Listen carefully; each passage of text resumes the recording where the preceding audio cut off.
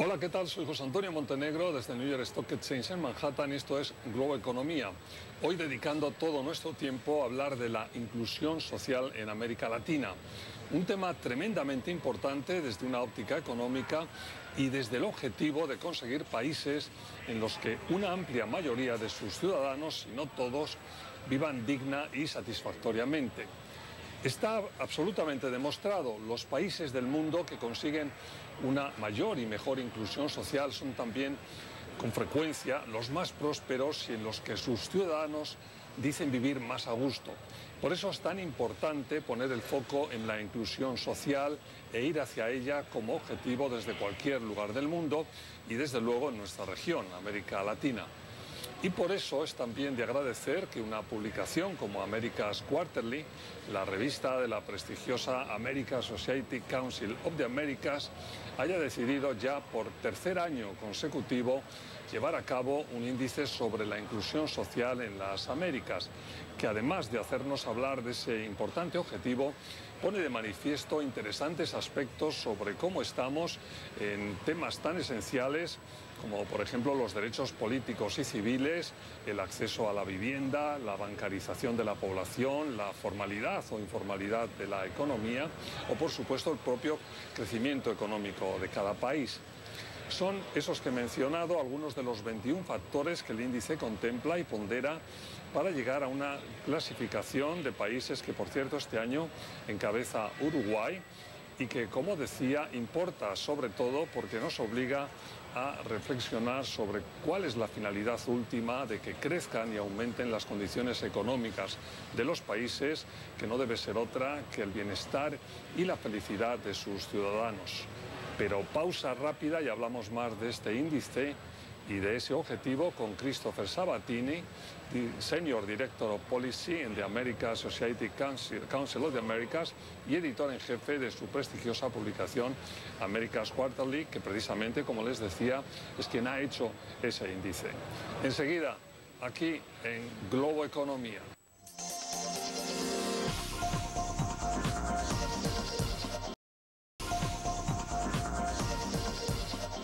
Hola de nuevo, como les decía hace un momento, mi invitado hoy es Christopher Sabatini, Senior Director of Policy en the American Society Council of the Americas y editor en jefe de America's Quarterly. Chris, lo primero, muchas gracias por estar con nosotros en Globo Economía. Siempre un placer. Gracias, José Antonio.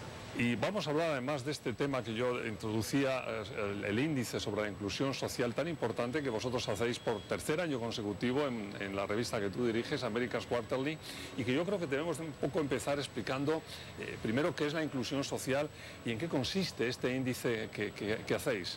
Bueno, la idea principal de la inclusión social es sobre todo la oportunidad de tener acceso a bienes públicos y privados sin respecto a raza, etnicidad y género, y también tener voz, es decir, oportunidad y voz. No solamente tener acceso a esas cosas, en los bienes sociales, en los bienes públicos, pero también poder cambiar esa ecuación de poder votar, de poder participar, de tener los derechos civiles y políticos necesarios para poder participar políticamente y en la economía. Así es. ¿Qué método y qué fuentes habéis utilizado para llegar al índice? Bueno, un poco de la historia. Lo que hace 3 años nos juntamos una serie de economistas, representantes del Banco Mundial, también representantes de grupos de derechos humanos, para hablar sobre qué es el paquete, digamos, de esas cosas. Lo que hacemos es sacamos datos del Banco Mundial de cada censo que hace los países en la región, que incluye, por ejemplo, los niveles de participación en escuela secundaria, dividido por raza y etnicidad y género, para poder, porque lo que hemos notado a través de todo esto es que después del crecimiento económico de la última década, las poblaciones no han beneficiado igualmente. Imagino que en el proceso de elegir estos factores no ha debido ser fácil, ¿no? Porque, es decir, ¿qué incluyes, qué no incluyes y luego cómo los ponderas, ¿no? Porque ¿cómo habéis hecho eso? Bueno, primero lo que tenemos que incluir es el crecimiento económico. Y no hubo consenso dentro del grupo. Por ejemplo, el tema del crecimiento económico, algunos de los sociólogos dijeron, ¿por qué van a incluir eso? Pero hay que crecer económicamente para tener un mayor desarrollo. También incluimos el porciento invertido en los programas sociales. Pero, como digo, como la inclusión social va más allá del crecimiento económico, va más allá de la democracia y va más allá de la reducción de la pobreza. Lo que queremos capturar también son las actitudes de la población, porque incluimos datos sobre encuestas, sobre el nivel de empoderamiento, autoempoderamiento de los individuos y también su percepción hacia el gobierno.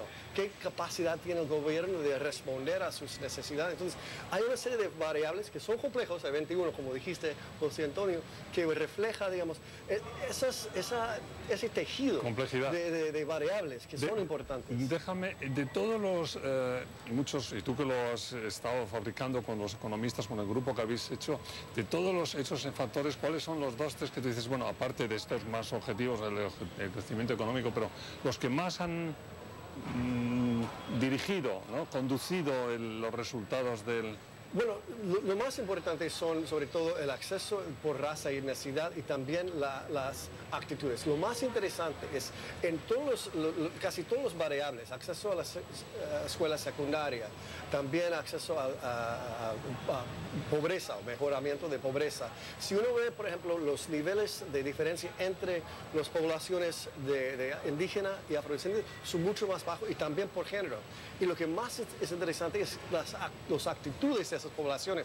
Se sienten mucho menos empoderados, se sienten mucho menos que el gobierno se responde a sus necesidades. Entonces, estamos viendo una brecha muy importante en las poblaciones, no solamente a su acceso a esos bienes, pero también a su capacidad de cambiar su estatus. ¿Están todos ponderados por igual o no? Por igual, sí. Por igual. Pero hay 2 o 3 variables que son un poco más distintas. Sobre todo la participación en la sociedad civil. Lo más interesante es los países que califican al fondo del índice tienen mayor niveles de participación en la sociedad civil. Yo creo que en ese caso es porque el Estado no está funcionando, están buscando otras vías para dirigirse y solucionar sus problemas. Tenemos que irnos enseguida a un corte, pero una pregunta que tengo aquí que te quiero hacer. ¿Por qué habéis considerado importante hacer el índice? En 30 segundos. 30 segundos porque yo creo que tenemos que entender que esa es la nueva etapa y el nuevo desafío en la región. Hemos cumplido la democracia, hemos cumplido la reforma económica y el crecimiento económico. Ahora, el tema es que cómo podemos no solamente mejorar, crecer, pero también ampliar las oportunidades para toda la población. Para toda la población. Bueno, tenemos que irnos a un corte. Cuando volvamos, tú empezabas a hablar antes de los resultados. En cuanto volvamos, hablamos de los resultados de ese estudio de este año. Sigan con nosotros, Globo Economía.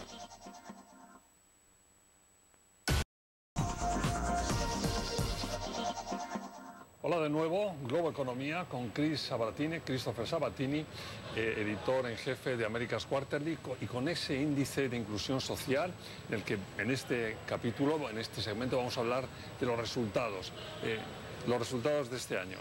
Bueno, primero Uruguay, como el año pasado, terminó encima de todo, porque está encima por los niveles de inclusión, participación en escuela secundaria, los niveles de pobreza son los menos bajos, pero también, y es mucho más fácil porque como es un país más homogéneo, tiene menos problemas de raza y acceso por etnicidad de raza.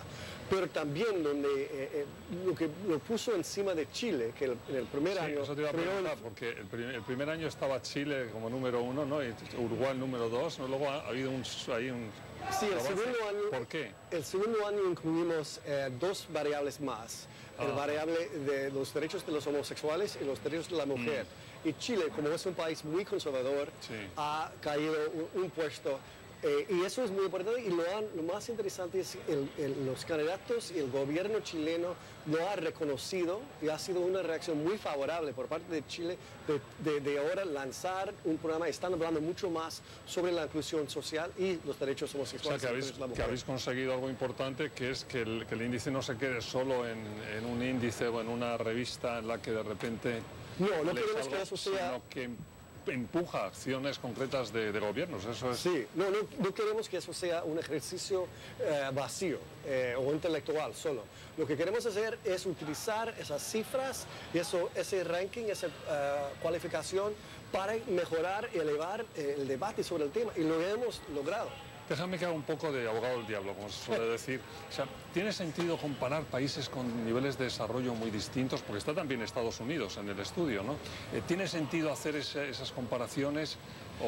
Es difícil. Bueno, primero yo creo que es necesario. Vivimos en un mundo global, en una economía global, donde la competitividad, como tú dijiste, la inclusión social es muy importante para la economía y la felicidad de los pueblos. Yo creo que tenemos que reconocer que hay que comparar esos países, aunque los desafíos son distintos. Muchos, por ejemplo, Guatemala, que termina al fondo en el índice, está en la parte de atrás. Tiene una historia de exclusión, de guerra, de racismo mucho más difícil y feo, digamos, que el caso de Uruguay.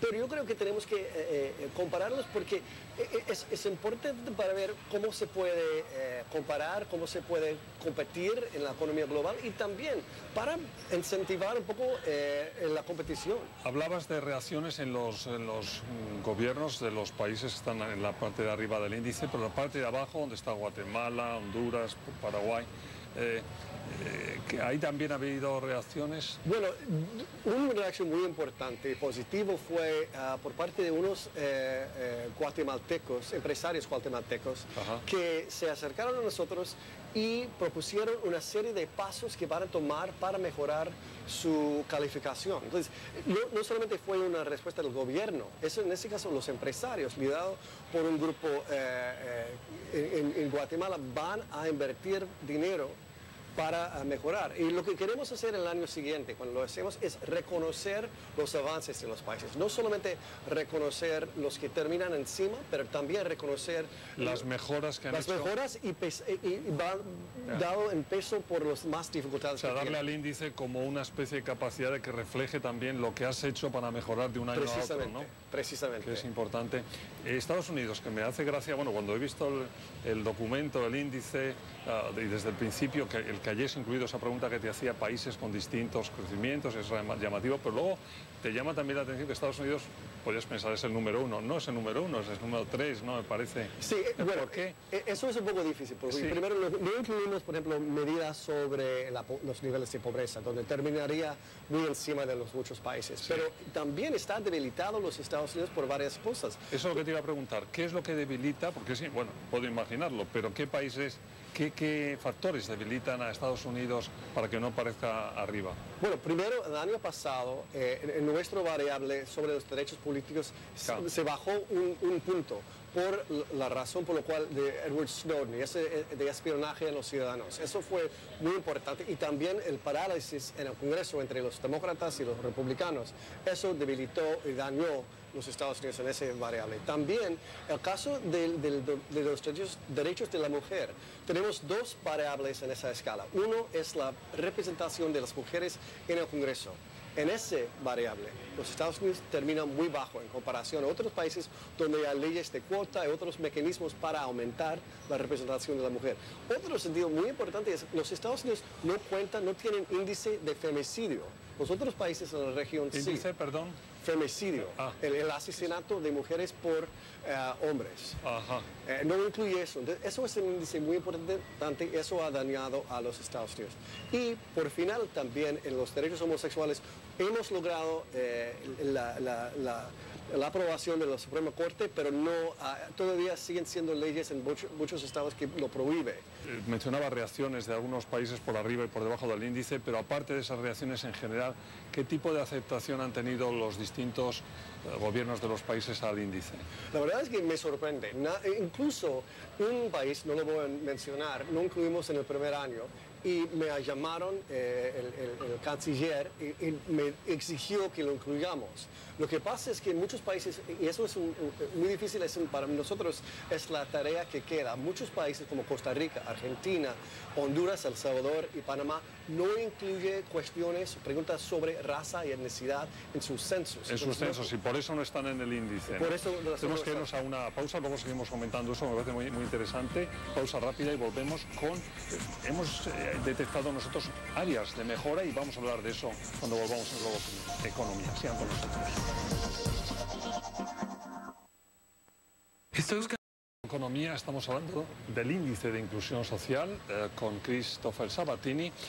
Cuando nos hemos ido a la pausa hablamos un poco de las reacciones de los gobiernos. Decíamos que llama la atención que algunos países no están, y no están porque no tienen datos para poder estar, ¿no? Esa es la principal razón. Sí, lo incluimos en lo que podemos incluir, pero muchos países como Colombia, como él menciona, no tiene datos, por ejemplo, por raza y etnicidad, y no divide esos datos.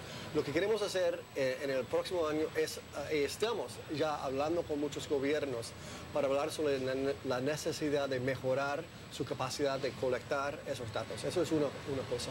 También el caso, estuve recién en Chile hablando con el gobierno y también con Andrés Velasco sobre el tema de la inclusión social y por qué Chile se cayó un lugar, un plazo. Y ellos quieren mejorar eso es muy importante. Y también hay el tema, en muchos casos, muchos países, los niveles de gasto en programas sociales es muy bajo. Y hemos notado, por ejemplo, en Chile, en Perú, y también incluso en Uruguay, el único variable donde Uruguay está muy bajo es el nivel de inversión del presupuesto público en la educación. En esta interacción que tenéis, que a mí me parece muy interesante también, que es un índice, pero luego hay como mucha interacción con los propios gobiernos, ¿qué áreas, esto que mencionamos aquí, de áreas de mejora detectadas, en qué aspectos se está poniendo más, se están repitiendo más, por decirlo así, según vais hablando con gobiernos y con países? Bueno, primero lo más interesante es que, menos el caso de la participación ciudadana, en la sociedad civil, hay una estrecha vinculación y correlación entre muchos de esos variables. Es decir, no solamente estamos viendo los países más violentos que no tienen bajos niveles de inclusión social, pero también no respetan los derechos de la mujer, no hay mayor participación de la mujer en la política. Eso es muy importante. Y eso, en esos casos los países están entendiendo. También están hablando mucho sobre los niveles de participación en la economía formal. Eso es un punto que ha surgido muchísimo, muchos gobiernos están hablando de ello, porque los niveles incluso, por ejemplo, en México, solo el 50% de la población en general tiene acceso a un trabajo formal, y es mucho menos, es más de 10% que tienen los mexicanos de herencia indígena o afrodescendiente. Entonces, lo que hemos visto es que esos gobiernos quieren ahora enfocar más en esos aspectos, poblaciones. ¿no? Sí. Ese lo tenía como uno, he detectado yo 2 o 3 que quería que habláramos antes de que terminemos. Uno era desde luego de la formalidad, informalidad de la economía. Otro es el tema de la bancarización, la inclusión financiera, que es muy importante, ¿no? Parece... Es muy importante, y lo más curioso es que 2 países donde hubo más inversión e interés en el tema de la microfinanza, Bolivia y Perú, está muy bajo en eso. Y la medida, el métrico que utilizamos es muy básico, es que si una persona ha participado con algún tipo de institución formal, puede ser incluso el sistema postal, y los niveles son muy bajos. En ese sector hay una necesidad no solamente del gobierno, pero también del sector privado, porque lo que hemos visto en muchas áreas, sobre todo en África, mayor participación en los sistemas bancarios a través de los teléfonos y los celulares. Y eso, en ese sentido, América Latina está muy atrasada en comparación a otros países. Ahí es donde se puede trabajar, y no solamente el gobierno, los empresarios. ¿Cuáles son en los temas de pobreza, que también claramente están ahí, ¿dónde han estado los avances más importantes, aparte de los números que vemos luego en la cualificación de esa superación de niveles de pobreza? ¿Habéis visto cosas interesantes en estos años? Bueno, primero no pudimos incluir, por ejemplo, participación en la escuela primaria, porque la verdad es que en casi todos los países está al 100%. Entonces, por eso, pero si uno ve en la escuela secundaria, han habido mejoramientos en eso, incluso en Brasil, en Colombia, en Chile. Hay mayores niveles solamente en los 3 últimos años. Eso es muy importante. También en el tema del mayor acceso a la vivienda. Hemos visto, incluso en los es uno de los factores, ¿no? Es uno de los factores. Sí. Han sido avances muy importantes en lugares como Perú, México y otros países. Y también Perú, por haber aumentado su inversión en los programas sociales, ha saltado un lugar para en el índice. Eso es muy importante. Otro aspecto, aparte de la pobreza, otro aspecto fundamental, el de las clases medias, fortalecimiento de la clase media, algo llamativo ahí en los... Bueno, eso sí existe. El métrico, la medida que utilizamos para medir la pobreza es algo muy mínimo. Es vivir por más de $4 por día. $4 por día, ese es otro factor. Sí.